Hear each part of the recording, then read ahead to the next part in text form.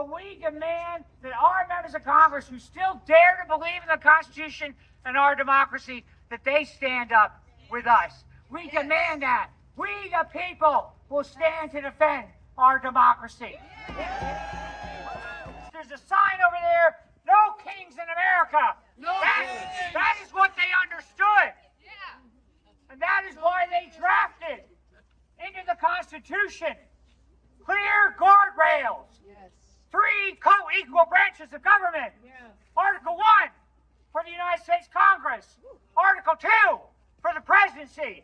Article 3 for the judiciary. Co-equal branches of government. No kings in America.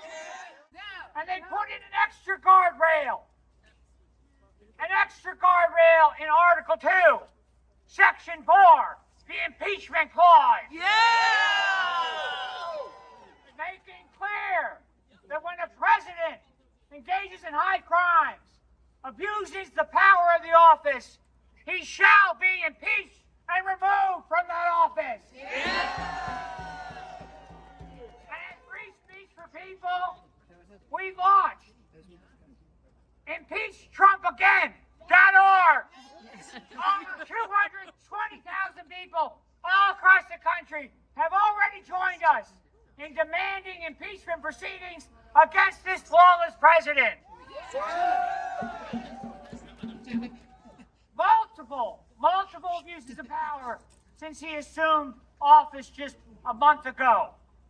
He started with his emoluments violations of the emoluments clauses, making clear that he would not divest from his business interests all over the world, treating the Oval Office as a profit-making enterprise at the public expense. Violations of the emoluments clauses, abuses of power, impeachable offense. He moved on within hours, abusing the pardon power, pardoning 1,500 plus insurrectionists, his fellow insurrectionists, those he incited to attack the Capitol on January 6, 2021.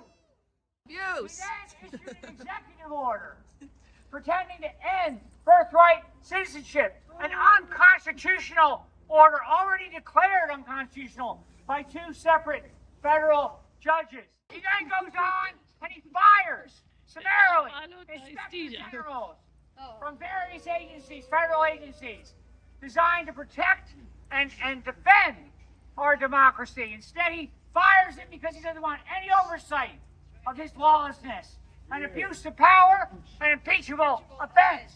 He then moves on, and he fires Justice Department attorneys who dare to hold him accountable for his crimes, his classified documents crimes, his insurrectionist crimes. He fires them summarily because, again, he does not want oversight over his lawlessness, abuse of power, impeachable offense.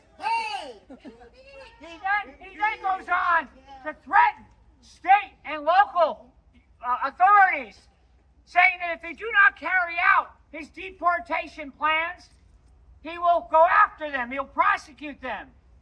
But he doesn't have any power to try to enlist state and local authorities to carry out immigration policy. That's a federal authority. Abuse of power, impeachable offense.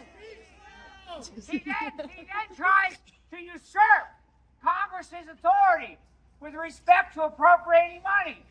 He tries to freeze all federal funds and all distribution of those funds. He doesn't have any power. He doesn't have any power to appropriate money. He doesn't have any power to stop the sending of those funds that Congress has correctly appropriated all across this country and this world.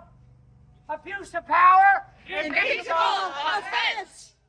He then goes on and he makes a threat to engage in ethnic cleansing, an occupation of Gaza, displace Palestinians from Gaza. This would make all Americans complicit in the war crimes, in the crimes against humanity. Not in our name. Abuse of power, impeachable offense. People are going to say, what's that going to do? What's that going to do? I'll tell you what it's going to do. We, as a people, have to stand up for our democracy and our Constitution at this critical moment in history. We are not going to wipe out of the Constitution the impeachment clause. We are going to demand that our members of Congress stand up. And you know what? One of them already has.